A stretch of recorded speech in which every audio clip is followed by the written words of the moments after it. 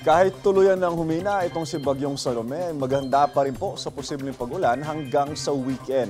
Base po sa rainfall forecast ng Metro Weather, ilang panig ng Southern Luzon, ng Visayas at ng Mindanao ang posibleng makaranas ng light to moderate rains ngayong umaga, pati bukas ng umaga at sa linggo.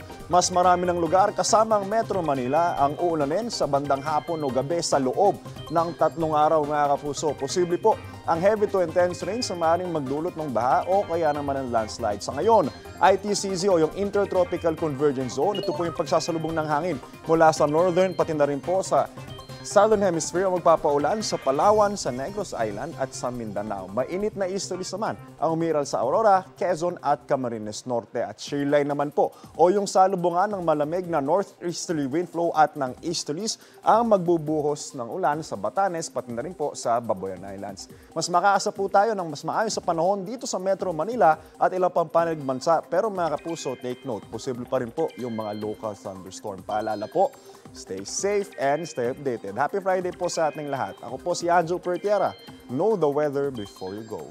Parang Mark Safe lagi. Mga kapuso.